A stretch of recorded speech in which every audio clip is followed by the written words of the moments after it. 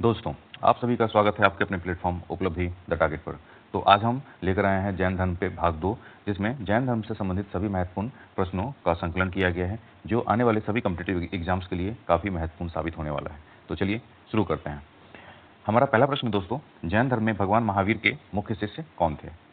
फिर से दोहराना चाहते हैं, जैन धर्म में भगवान महावीर के मुख्य शिष्य कौन थे? गौतम, इंद्रभूति गौतम, आनंद और उपाली। तो दोस्तों, इस प्रश्न में जो यहाँ पर इंद्रभूति गौतम है, ये इसका सही आंसर होगा, क्योंकि जैन धर्म में भगवान महावीर के जो मुख्य शिष्य आते हैं उसमें इंद्रभूति गौतम का नाम सबसे ऊपर आता है। अगला प्रश्न है, जैन धर्म के अंतिम तीर्थंकर कौन थे? दोस्तों, बताना चाहूंगा कि जैन धर्म जो है ये अनादि और शाश्वत माना गया है।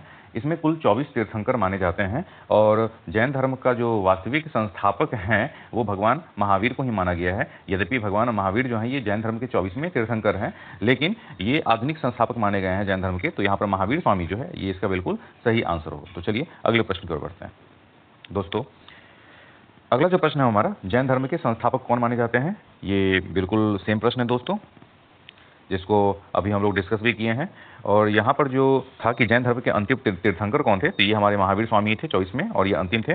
और अगला प्रश्न का भी जो आंसर होगा दोस्तों, ये महावीर स्वामी होगा, क्योंकि ये वास्तविक संस्थापक माने जाते हैं। तो चलिए अगला प्रश्न देखते हैं कि महावीर स्वामी को केवल ज्ञान किस उम्र में प्राप्त हुआ था? तो दोस्तों, आप सभी को हमने बताया है पहले भाग में कि महावीर स्वामी जो है वो 30 वर्ष की अवस्था में अपने बड़े भाई नंदीवर्धन से अनुमति लेकर गृह का त्याग करते हैं, और 12 वर्ष तक कठोर तपस्या के उपरांत उनको 13वें वर्ष में ज्ञान की प्राप्ति होती है। तो इस प्रकार महावीर स्वामी को 42 वर्ष की अवस्था में ज्ञान की प्राप्ति होती है दोस्तों। तो इसका सही आंसर होगा ऑप्शन सी, 42। अगले प्रश्न की ओर बढ़ते हैं, जैन धर्म के प्रथम तीर्थंकर कौन थे? जैसा कि मैंने अभी चर्चा किया दोस्तों कि जैन धर्म में कुल 24 तीर्थंकर हुए हैं। तो उसमें जो सबसे पहले तीर्थंकर थे उनका नाम था ऋषभदेव, और इनका जो प्रतीक चिन्ह था वो बैल था। तो अगले प्रश्न की ओर बढ़ते हैं हम लोग, महावीर का जन्म किस क्षत्रिय गोत्र में हुआ था? दोस्तों, भाग 1 में हमने चर्चा किया है कि महावीर स्वामी का जो बचपन का नाम था वो वर्धमान था, और इनके पिता का नाम सिद्धार्थ था। तो ये सिद्धार्थ जो थे वो शाक्य क्षत्रिय गोत्र में पैदा हुए थे। तो इसका जो सही आंसर होगा ये ऑप्शन ए, शाक्य होगा।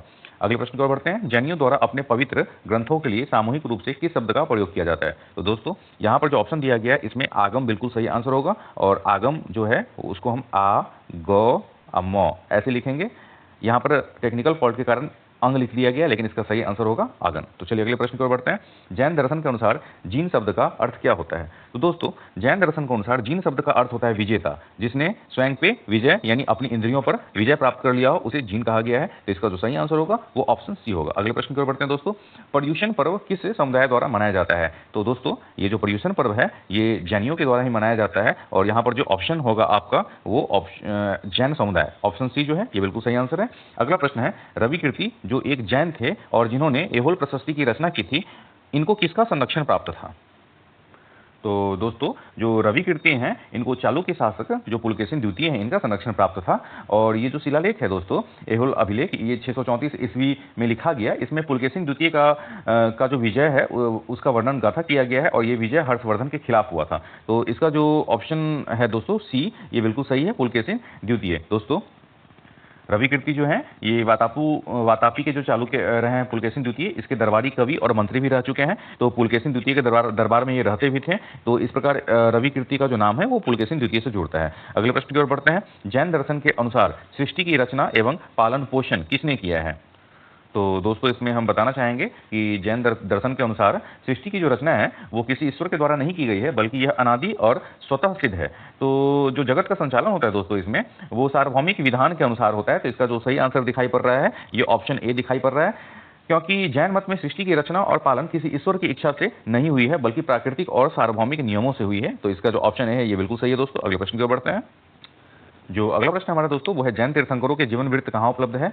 ऑप्शन ए भगवती सूत्र, फिर कल्प सूत्र, फिर है दोनों, और इसके बाद इनमें से कोई नहीं। तो दोस्तों, यहाँ पर जो कल्प सूत्र है ये बिल्कुल सही प्रतीत होता है, क्योंकि जैन तीर्थंकरों का जो जीवन वृत्त है वो कल्प सूत्र से ही प्राप्त हुआ है। और ये जो कल्प सूत्र ग्रंथ है दोस्तों, इसमें भगवान महावीर सहित 24 तीर्थंकरों का जो जीवन वृत्त है इसकी चर्चा की गई है। और ये जो ग्रंथ है ये श्वेतांबर परंपरा में विशेष रूप से प्रसिद्ध है। तो पर्युषण पर्व के दौरान इसका पाठ भी किया जाता है। तो कल्पसूत्र जो है दोस्तों ये बिल्कुल सही आंसर है, तो हम लोग ध्यान रखेंगे। अगले प्रश्न की ओर बढ़ते हैं।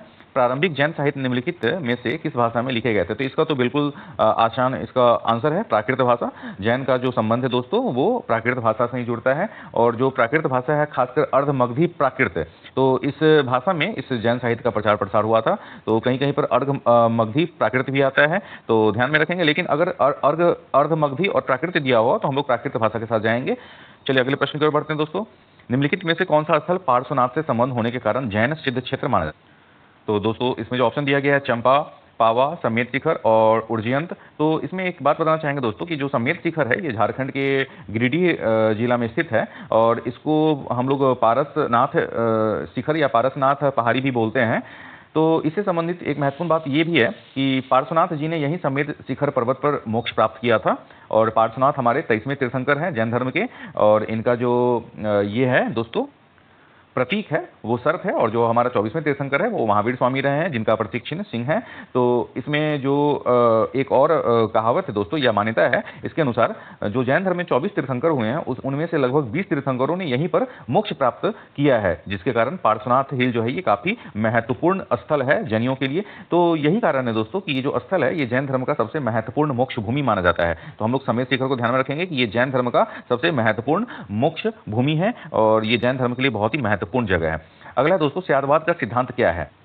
तो दोस्तों स्यादवाद जो है ये संस्कृत के शब्द स्याद से बना है, और स्यादवाद का जो शाब्दिक अर्थ होता है दोस्तों ये होता है कि किसी न किसी दृष्टि से कथन करना या संभवतः ऐसा कहा जा सकता है। तो दोस्तों जैन धर्म में स्यादवाद का जो दर्शन है ये आया है, तो यहाँ पर जो ऑप्शन बी है ये इसका बिल्कुल सही आंसर है। और दोस्तों इसमें हम बताना चाहेंगे कि स्यादवाद के कुछ महत्वपूर्ण दर्शन है, जिसके अंदर ये भी कहा गया है कि सत्य बहुआयामी होता है, और किसी भी वस्तु या कथन एक ही दृष्टिकोण से पूरी तरह नहीं समझा जा सकता है, इसलिए प्रत्येक कथन को स्याद जोड़कर कहा जाता है। यानी यह बात किसी दृष्टिकोण से सही हो भी सकती है पर पूर्ण सत्य है ऐसा नहीं कहा जा सकता है। तो ये स्यादवाद का बहुत ही महत्वपूर्ण सिद्धांत है। चलिए अगले प्रश्न की ओर बढ़ते हैं। हमारा अगला प्रश्न है जैन तीर्थंकर पार्श्वनाथ निम्नलिखित स्थानों में से मुख्यतः किससे संबंधित है? तो दोस्तों आपको बताना चाहेंगे कि जो जैन तीर्थंकर पार्श्वनाथ हैं ये जैनियों के 23वें तीर्थंकर रहे हैं, और इनका जो जन्म हुआ है ये वाराणसी काशी में हुआ है। वाराणसी जो है ये उत्तर प्रदेश में स्थित है, और यहीं पर इन्होंने अपना तपस्या प्रारंभ किया, और आगे चल के इन्होंने इस धर्म का प्रचार प्रसार भी किया है। तो जो इनके अनुयायी हैं उनको पार्श्वपंथी भी कहा जाता है दोस्तों। तो ये जो वाराणसी है काशी क्षेत्र ये पार्श्वनाथ से जुड़ता है, और ये इसका बिल्कुल करेक्ट आंसर है। चलिए अगले प्रश्न की ओर बढ़ते हैं। निम्नलिखित में से कौन एक जैन तीर्थंकर नहीं थे?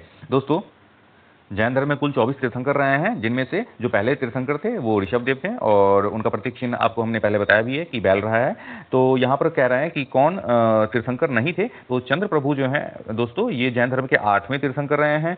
मल्लीनाथ जो हैं ये जैन धर्म के 19वें तीर्थंकर रहे हैं। इनके बारे में कहा गया है कि ये संभवतः नारी थे। और जो संभवनाथ है दोस्तों ये जैन धर्म के 3रे तीर्थंकर रहे हैं। तो इस प्रकार नाथ मुनि जैमी जो है दोस्तों ये जैन धर्म के तीर्थंकर नहीं है, तो ये आपका बिल्कुल सही आंसर है। अगले प्रश्न की ओर बढ़ते हैं। जैन धर्म का सैद्धांतिक पक्ष क्या है? तो यहाँ पर जो ऑप्शन दिया गया दोस्तों स्यादवाद, द्वैतवाद, निर्माण। तो अभी हमने चर्चा किया था कि जो स्यादवाद है ये जैन धर्म का सैद्धांतिक पक्ष है।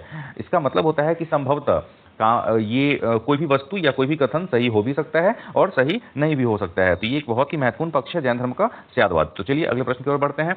अगला प्रश्न है मैच करने के लिए दिया गया है, सुमिलित करें सूची 1 को सूची 2 से। तो इसमें जो पहला ए दिया गया है आजीवक, तो दोस्तों आजीवक एक धार्मिक संप्रदाय है, तो आजीवक हमारा 2 से जुड़ता है। इसके बाद जो दूसरा है दोस्तों ये अरहत दिया गया है, तो अरहत का मतलब होता है दोस्तों योग्य होना, ठीक है। तो दूसरा का बी का ए हो गया और ए का हमारा 2 हो गया। इसके बाद तीसरा है दोस्तों हमारा निग्रंथ। निग्रंथ जो है जैन धर्म में इसका मतलब होता है बंधनों से मुक्त हो जाना। महावीर स्वामी के लिए निग्रंथ भी कहा गया था, क्योंकि जब उन्हें केवल की प्राप्ति हो गई है, ज्ञान की प्राप्ति हो गई है, तो उन्हें निग्रंथ भी कहा गया। और चौथा है हमारा तीर्थंकर। तीर्थंकर का मतलब होता है जो पार पथ निर्माता होता है या जो रास्ता खोलता हो। तो इस प्रकार जो इसका सही आंसर है दोस्तों वो हमारा हो जाएगा 2, 1, 4, 3, और ये आंसर ऑप्शन बी की तरफ जा रहा है। तो ऑप्शन बी इसका बिल्कुल सही आंसर है। चलिए अगले प्रश्न की ओर बढ़ते हैं। अगला प्रश्न भी हमारा दोस्तों सुमेलित करें। तो यहाँ पर जैन धर्म के जो तीर्थंकर हुए हैं उनके बारे में दिया गया है और उनका जो प्रतीक चिन्ह है उसके बारे में दिया गया है। तो आपको हमने अभी बताया कि आदिनाथ इसका प्रतीक चिन्ह जो है दोस्तों ये यहाँ पे दिया गया है वृषभ। और अगला है मल्लीनाथ। मल्लीनाथ के बारे में बताया दोस्तों कि यहाँ जल कलश यहाँ पर दिया गया मल्लीनाथ के बारे में। जो पार्श्वनाथ है दोस्तों, पार्श्वनाथ के बारे में यहाँ दिया गया है सर्प है। और जो संभवनाथ है, संभवनाथ के बारे में दिया गया है अश्व है। इसको आप लोग ध्यान में रखेंगे। तो इसका जो सही आंसर होगा दोस्तों ये आपका हो जाएगा 1, 4, 3, 2। तो ये ऑप्शन डी की तरफ जा रहा है। तो इस प्रकार जो जैन धर्म का भाग 2 था वो यहीं पर समाप्त होता है। और एक महत्वपूर्ण चीज़ और है इसमें दोस्तों कि जो आदिनाथ हैं, इन्हीं को ऋषभनाथ भी बोला गया था। तो जो पिछले प्रश्न का जो ऑप्शन है, तो उसमें आप देख सकते हैं कि वहाँ पर आदिनाथ वहाँ पर जो दिया गया था ऑप्शन, उसमें बैल का चर्चा किया गया था और यहाँ पर ऋषभनाथ और आदिनाथ दोनों दिया गया है। तो ध्यान में रखेंगे कि आदिनाथ ही ऋषभनाथ थे और ऋषभनाथ ही आदिनाथ थे और इन्हीं का जो प्रतीक चिन्ह था, ये बैल था। तो इस प्रकार ये जो अंश हमारा यहीं समाप्त होता है दोस्तों। तो चलिए बहुत जल्द मिलते हैं हम प्राचीन इतिहास के अन्य सीरीज के साथ, जो आने वाले सभी कॉम्पिटिटिव एग्जाम्स के लिए काफ़ी इंपॉर्टेंट होने वाला है। तो आप इसी तरह बने रहिए और अपना प्यार देते रहिए। और दोस्तों, आप लोगों ने अभी तक सब्सक्राइब नहीं किया है तो इस चैनल को जरूर सब्सक्राइब कर लीजिए, क्योंकि ये आपके लिए बहुत ही हेल्पफुल साबित होने वाला है। तो चलिए, जय हिंद, जय भारत।